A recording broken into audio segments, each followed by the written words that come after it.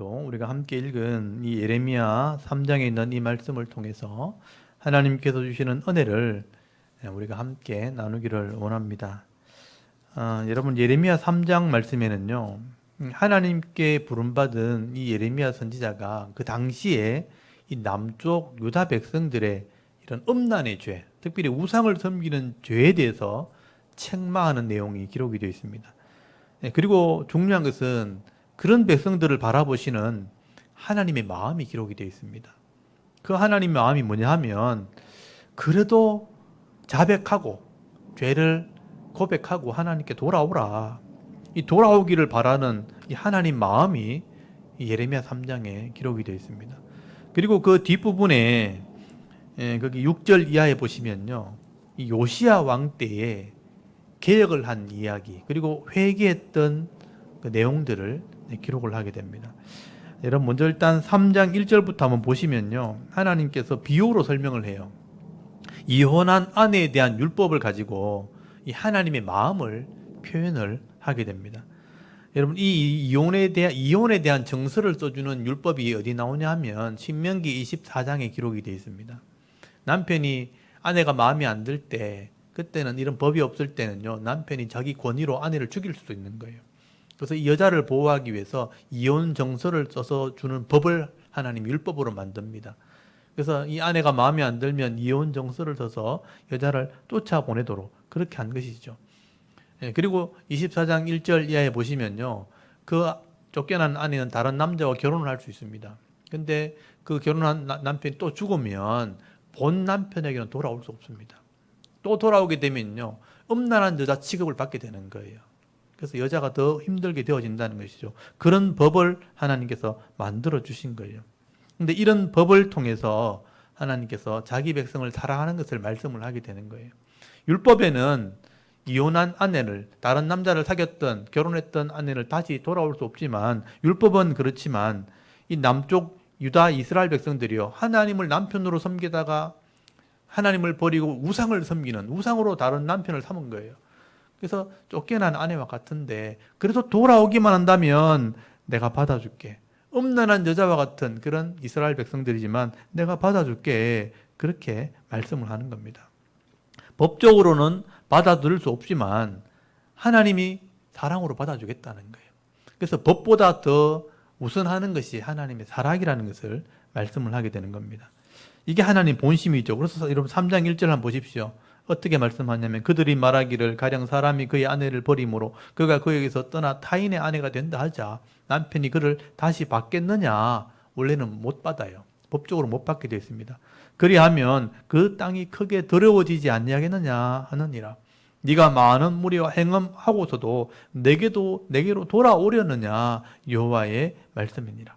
원래 율법에는 남편이 이혼해서 쫓아버린 이 여자가 타인의 아내가 되어버렸으면요, 다시 받아들일 수 없습니다. 그렇게 해버리면 음란한 여자 취급을 받기 때문에 땅이 더러워진다, 그런 표현을 하게 되는 거예요. 여러분, 이 이스라엘 백성들도요, 하나님을 버린 겁니다. 그리고 많은 무리와 행음했다는 것은 우상을 섬긴 거예요. 바알을 섬기고 아세라를 섬기고 이방의 신들을 자기 남편으로 섬겼다는 것이죠. 그래놓고 하나님께서 마지막에 하시는 말씀이 1절 끝에 내게로 돌아오려느냐? 질문하는 것처럼 말이 됐지만 사실은 내게로 돌아와라. 그래도 돌아와라. 그렇게 말씀하시는 거예요. 법으로는 안 된다 해도 돌아오기만 한다면 내가 받아줄게. 이게 바로 하나님의 본심이다. 하나님의 심정이다. 이 법에서는 안 되지만 그걸 받아주는 게 뭐냐면 법을 넘어선 사랑의 법이라는 거예요. 내가 사랑으로 받아줄게. 그렇게 말씀을 하게 되는 겁니다. 그렇다면 여러분, 이스라엘 백성이 얼마나 악을 행했는가, 거기 2절부터 한번 보십시오. 이스라엘 백성이 어떤 악을 행했냐면요, 산마다 단을 쌓아놓고 우상을 섬겼기 때문에 그 산이 다 헐벗어 버렸다, 그렇게 표현하고 있죠. 2절 보십시오. 네 눈을 들어 헐벗은 산을 보라. 네가 행음하지 아니한 곳이 어디 있느냐? 네가 길가에 앉아 사람들을 기다리는 것이 광야에서 아라바 사람 같아서 음란과 행악으로 이 땅을 더럽혔도다, 그렇게 말씀을 합니다. 여러분, 이스라엘 백성들이 산마다 제단을 쌓아놨어요. 그러니까 이스라엘은요, 산지로 되어 있습니다. 예루살렘은 산이고요. 그 위에 전부 다 베들레헴이나 베델이나 전부 다 산 봉우리가 있는 곳이에요. 근데 산 봉우리마다 이런 제단을 쌓아놓고 나무 밑에 우상의 제단을 쌓아놓고 다 우상을 섬기다 보니까 사람들이 하도 우상을 섬기니까 산이 다 헐벗어질 정도로 그렇게 됐다는 거예요. 여기 보면 아라바 사람을 기다리는 것처럼 이 아라바 사람이 뭐냐면 아라비아 상인들입니다. 아라비아 상인들이요, 실크 로드를 따라서 이스라엘까지 와서 장사를 한단 말이에요. 그러면 장사꾼이 모든 물건을 가지고 오니까 사람들마다 동네 사람들이 그 장사꾼을 기다린다는 거예요. 우리 시골에 그렇잖아요. 시골에 가면 큰 이렇게 트럭 같은 게 다니면서 이제 장에 잘 못 가니까 나이 드신 분들 트럭이 다니면서 장사하죠. 막 트로트 막 들어가면서 트럭이 들어오면 1톤 트럭 들어오면 이제 장사하는 차가 들어오면 물건도 팔고 막 반찬도 팔고 이렇게 하는 것처럼 아라바 상인들을 기다리는 이런 사람들처럼 너희들이 우상을 기다리는 우상을 찾아다니는 그런 사람이 되어버렸다. 그렇게 말씀하는 거죠. 그리고 이 재앙을 내려서 비가 멈추고 고통을 주는데도 불구하고 부끄러움을 모르는 창녀의 낯빛을 가졌다. 그런 표현을 쓰는 거잖아요. 3절 한번 보십시오. 그러므로 단비가 그쳤고 늦은 비가 없어졌느니라. 그럴지라도 네가 창녀의 낯을 가졌으므로 수치를 알지 못한다. 창녀의 뻔뻔한 얼굴을 가졌다는 거예요. 그렇게 우상을 섬기면서도 부끄러운 줄을 모른다는 것입니다. 그런데 하나님께서요, 이런 이스라엘 백성들에게 그렇게 우상을 섬긴다 할지라도 내가 돌아오기만 한다면 받아줄게. 그렇게 말씀을 하시는 거예요. 하나님은 아버지 마음을 가졌다는 거죠. 하나님은 나의 아버지가 되시니까 한없이 내게 화를 내시겠습니까? 하나님께로 돌아가자. 그렇게 말하고도 이 사람들은 계속 우상을 섬긴다는 거예요. 거기 보시면요, 4절 보십시오. 네가 이제부터 내게 부르짖기를 나의 아버지여, 아버지는 나의 청년 시절의 보호자시오니 노여움을 한없이 계속하시겠으며 끝까지 품으시겠나이까 하지 않냐겠느냐. 그러니까 하나님 용서하실 거다. 하나님은 노하기를 더디하시고 사랑이 많으시기 때문에 우리 용서해 주겠지. 그러면서 또 우상을 섬기러 간다는 거예요. 하나님 마음을 알면서도 이 사람들은 계속 우상을 행한다는 거예요. 근데 하나님께서는요, 그래도 받아주겠다는 거죠. 그래서 4절부터 보시면요, 아버지 같은 마음을 가졌다는 것이죠. 그러니까 거기 이런 악을 행하는 이스라엘 백성일지라도 내가 한없이 용서하는 마음을 가지고 받아줄게. 이 말은 뭐냐면 내가 받아줄 용의가 있다. 그렇게 말씀을 하는 겁니다. 근데 중요한 것은요, 이렇게 이스라엘 백성이 돌아오기는 돌아오되 이런 우상과 엄난의 죄는 버리고 돌아와야 되는 거예요. 그런 죄악의 모습과 욕심을 그대로 가지고 돌아올 수는 없는 것입니다. 다른 말로 하면 철저하게 회개하고 그렇게 돌아오기만 한다면 내가 받아줄 마음이 있다. 그 말씀을 하나님께서 하시는 거예요. 그래서 6절부터는 단락이 나눠줍니다. 이 동그라미에 붙어 있는 건 뭐냐면 6절부터는 하나님께서 다른 이야기를 하시는 거예요. 6절부터 25절까지는요, 요시야 왕 때 있었던 이런 회개에 대해서 한번 말씀을 하는 거예요.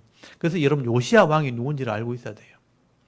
6절에 보십시오. 요시야 왕 때에 여호와께서 또 내게 이르시되 너는 배역한 이스라엘이 행한 바를 보았느냐. 요시야 왕 때 있었던 일을 이야기를 하고 있는 것이죠. 여러분 요시야 왕 때 이스라엘 백성들이, 이스라엘은 북쪽 이스라엘을 얘기하는 겁니다. 북쪽 이스라엘이 우상을 섬기다가 멸망을 받게 되었다는 것입니다. 그래서 거기 6절 말씀을 다시 제가 읽어볼게요. 요시야 왕 때 여호와께서 또 내게 이르시되 너는 배역한 이스라엘이 행한 바를 보았느냐? 그가 모든 높은 산에 오르며 모든 푸른 나무 아래 가서 거기서 행음하였도다. 이스라엘 백성들이 우상을 섬기면서 악을 행하는 그런 백성이 되었다는 것이죠. 그 당시 상황을 얘기하는 것입니다. 이 요시야의 아버지가 누구냐면 아몬 왕이죠. 또 이 아몬 왕은 2년 만에 우상을 섬기다가 신하들에게 죽임을 당했기 때문에 요시야가 8살에 왕이 됩니다. 아버지가 반역을 당해서 죽어버렸으니까 8살 때 왕이 됐죠. 그때만 해도 이 아몬의 아버지는 이제 므낫세 왕이거든요. 히스기야의 아들. 그러니까 므낫세가 지독스럽게 악을 행했습니다. 우상을 만들어서 성전에 갖다 세우고 성전문을 닫아서 예배 드리지도 못하게 하고, 이 므낫세가 진짜 악을 행했거든요. 그 므낫세의 아들이 아몬이거든요. 그 아몬이 우상을 섬기다가 2년 만에 부하한테 반역을 당해 죽어버리고 8살에 요시아가 왕이 된 거예요. 진짜 어려운 시절, 악한 시절에 이 요시아가 8살 때 일찍 왕이 돼버린 거죠. 그러니까 어떻게 할 수 없잖아요. 그러니까 16살 좀 되었을 때 이 요시아는요, 다행히 하나님을 찾게 됩니다. 하나님을 찾게 되고 26살 되었을 때 이 성전을 수리하다가 율법책을 발견하게 되고, 율법책에 하나님을 제대로 섬기지 못해서 이 백성이 이렇게 타락하게 되었다는 걸 깨닫고 난 뒤에 이 요시아 왕이요, 옷을 찢고 왕이 회개를 합니다. 그리고 백성들에게 이 하나님 말씀을 가르치는 개혁을 일으키게 된 것입니다. 이때 요시아가요, 모든 우상들, 아버지와 할아버지 섬기는 우상들을 다 없애버리고요, 이스라엘 백성들에게 하나님을 말씀을 가르치면서 회개 운동을 하게 되어지는 것입니다. 그래서 하나님께서 회개하고 돌아오는 자들에게 내가 너를 고쳐주겠다, 그렇게 말씀을 하게 되는 것입니다.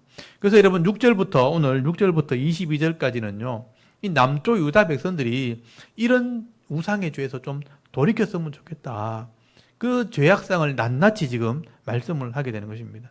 이렇게 철저하게 타락하고 범죄한 백성일지라도 하나님께서 깨닫고 돌아오기만 한다면 내가 받아주겠다는 말씀을 오늘 하시게 되는 거예요. 여러분, 이스라엘 백성이 어느 정도 타락했냐면요, 여러분 6절 다시 한번 보십시오. 이 북쪽 이스라엘 백성들이 하나님을 배역한 것을 보고도 내가 똑같이 우상을 행했다. 여러분, 북쪽 이스라엘은 우상을 섬겨서 결국 망한 나라가 되거든요.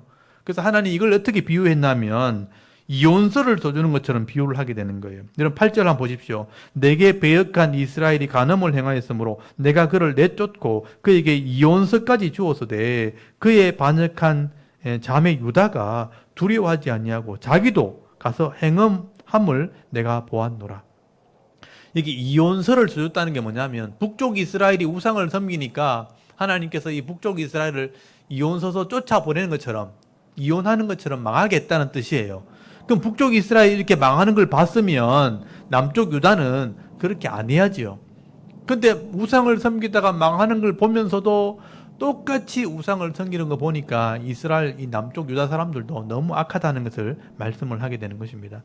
그래서 여러분 9절에 보시면요, 9절 한번 보십시오. 그가 돌과 나무와 더불어 행음함을 가볍게 여기고 이 땅을 더럽혔다라고 말씀을 합니다.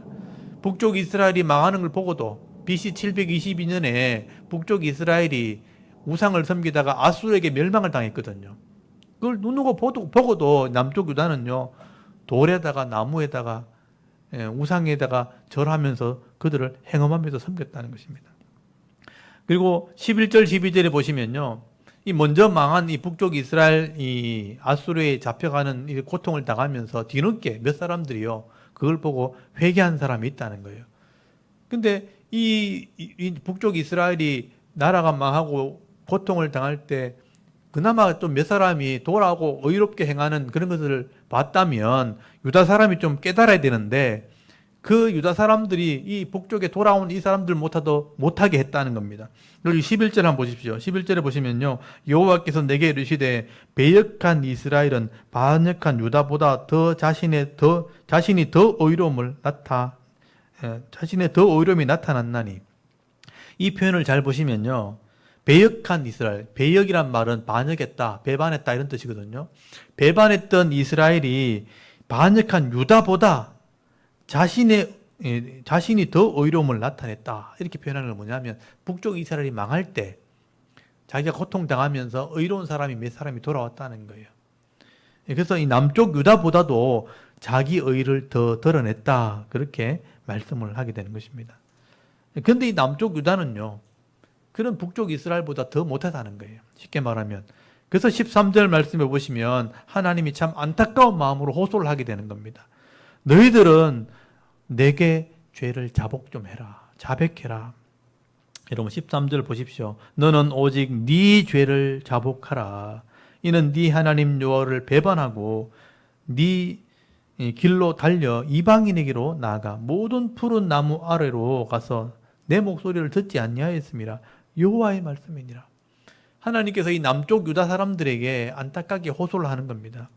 북쪽 이스라엘이 망하는 걸 봤으면, 그들이 고통당하고 깨닫고 돌아오는 걸 봤으면 너희는 그렇게 하지 말아야지. 근데 똑같이 돌에다가 나무에다가 행음을 하면서 우상을 섬기면 어떡하냐. 내게로 좀 돌아와라. 그래서 하나님이 남쪽 유다 사람들에게 뭐라고 비유하냐면요, 너희는 내 아내다. 내가 네 남편이다. 그렇게 말씀하는 거죠. 내가 네 남편이니까 아직까지 이혼하기 직전이니까 아직까지 기회가 있다. 돌아와라. 그렇게 말씀하는 겁니다. 그래서 14절 보십시오. 여호와의 말씀이니까 하나님 말씀이죠. 배역한 자식들아 돌아오라. 나는 너희의 남편임이라. 내가 너희를 성읍에서 하나와 족속 중에서 둘을 택하여 너희를 시온으로 데려오겠고. 그런 말씀을 하죠. 그러니까 내가 너희 남편이다 이렇게 말하는 건 뭐냐면 법적으로 아직 기회가 있다 이런 뜻이에요. 북쪽 이스라엘은 이혼해버렸고 남쪽 유다는 아직 내가 남편이니까 기회가 있다. 돌아오라. 그리고 15절에 보시면요, 내가 또 내 마음에 합한 목자들을 너희에게 주리니 그들이 지식과 명철로 너희를 양육하리라. 하나님께서 기회를 주겠다. 그렇게 말씀하는 거예요. 내가 목자를 보내가지고 지식과 명철을 주어서 너희로 양육해서 돌아오게 하겠다. 더 늦기 전에 좀 돌아와라. 이건 하나님의 안타까운 호소를 말씀하는 것입니다. 여러분, 이것은 당시에 요시야 왕과 이 제사장들이요, 하나님 말씀을 가르치는 그런 사역을 할 때 그 상황들을 지금 설명을 하게 되는 것입니다. 그래서 요시야가 마지막으로 개혁을 할 때 그나마 말씀을 듣고 좀 돌아와라. 그래서 여러분 22절 말씀해 보시면요, 배역한 자식아 돌아오라. 내가 너희의 배역함을 고치리라 하시니라. 여러분 이건 좀 줄을 쳐놨으면 좋겠는데요.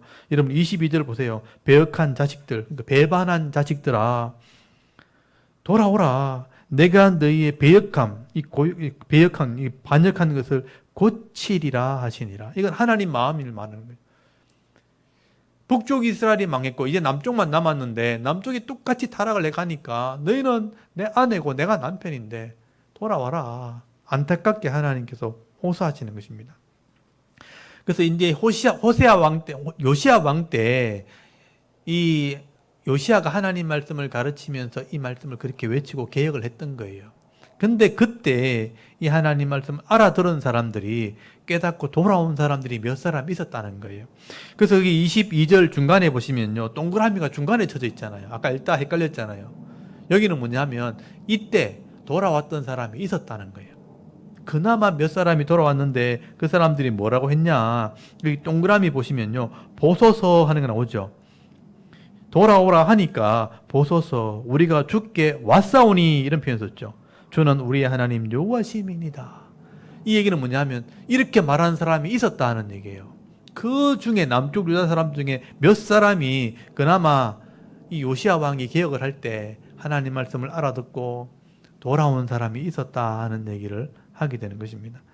그래서 23절에 보시면요, 작은 산들과 큰 산 위에 거기 보면 떠드는 것은 참으로 헛된 일이라. 이스라엘의 구원은 진실로 우리 하나님 여호와께 있나이다 라고 고백을 하는 사람이 나오는 거예요. 산들 위에 제단을 쌓아놓고 나무를 세워놓고 우상을 이렇게 섬기는 그렇게 떠드는 것들, 이게 다 헛된 겁니다. 이런 말을 하는 거예요. 헛된 겁니다. 이스라엘의 구원은 진실로 우리 하나님 여호와께 있나이다 하면서 돌아오는 사람이 있었다는 겁니다. 그리고 25절에 보면 오늘 우리 마지막 읽었던 말씀이죠. 우리는 수치 중에 눕겠고 우리의 치욕이 우리를 덮을 것이니 이는 우리와 우리 조상들이 청년의 때로부터 오늘까지 우리 하나님 여호와께 범죄하여 우리 하나님 여호와의 목소리에 순종하지 아니하였습니다. 이게 자백하는 거예요. 우리가 이런 죄를 지었습니다. 수치 중에 누웠고 치욕이 우리를 덮어버렸습니다. 그러니까 이게 잘못됐다는 걸 심히 깨달은 것이죠. 우리와 우리 조상들이 청년 때부터니까 오래전부터 옛날부터 지금까지 우리가 다 이렇게 헛되게 살았습니다. 범죄했습니다. 라고 회개하는 사람들이 있었다는 것입니다. 그래서 여러분 여기 23절부터 25절까지는 그래도 요시야 왕 때에 이 하나님 말씀을 알아들은 사람들이 회개하고 돌아온 사람이 있었다. 그 사람들을 하나님께서 귀하게 여기시다는 거예요. 그래서 성경은 이런 사람들을요, 남은 자들이라는 표현을 써요. 대부분의 사람들이 다 우상을 섬기고 많은 사람들이 다 악을 행할 때 그 길을 따라가 버리는 거예요. 지금 세상 사람들이 교회를 가자 이렇게 하지 않잖아요. 자기 욕심대로 살아가고 자기 뜻대로 살아가고 대부분의 사람들이 그렇게 살아갈 때 우리가 잘못되었구나. 하나님을 기쁘시게 해야 되는데 예배 드려야 되는데 하고 돌아오는 사람이 있다는 거예요. 그게 몇 사람 안 돼요. 그게 남은 자들. 성경은 그렇게 표현하는 거예요. 남은 자들을 통해서 하나님께서 일하신다는 겁니다. 이걸 성경에는 남은 자들이라고 표현하기도 하고 거룩한 씨라고 표현해요. 씨. 이 거룩한 씨가 남아서 나중에 하나님 나라를 이루게 될 것이다라고 말씀을 하게 되는 것입니다. 여러분 지난번에도 제가 말씀을 드렸지만 이 사람들이요 이스라엘이 망하게 되었을 때 바벨론에게서 망하게 될 때 이 사람들이 믿음을 가지고 잡혀가게 되는 거예요. 이런 사람들이 하나님을 믿고 포로 중에 잡혀가가지고 바벨론 가가지고 더 하나님을 잘 섬기게 되고 거기서 말씀을 깨달아서 더 성숙함으로 자라나게 됩니다. 이 사람들이 나중에 바벨론 포로 귀환 때 돌아오게 돼요. 이 사람들이 돌아와서 다시 성전을 지게 되어지고 다시 회복하게 되어지고 이스라엘 나라를 세우게 되는 겁니다. 이 사람들을 통해서 메시아 예수님이 나오게 된 거예요.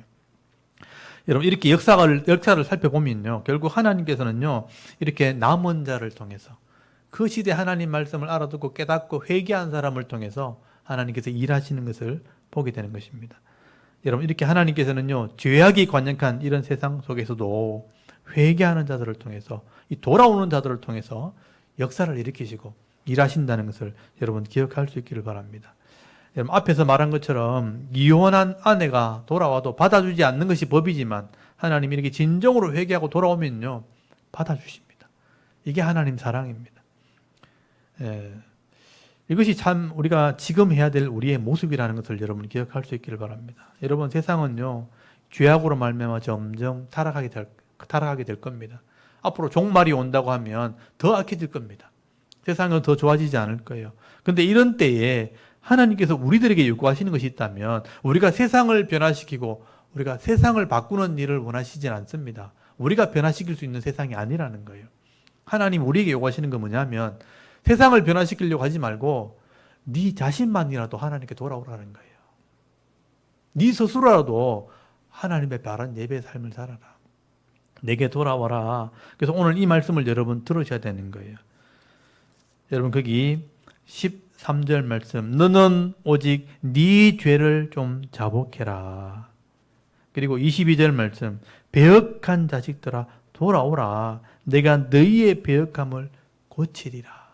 세상을 변화시키고 이 나라 이 민족을 변화시키려고 하지 말고 네 자신을 좀 회개해라. 네가 하나님께 돌아오라. 그렇게 말씀을 하는 것입니다.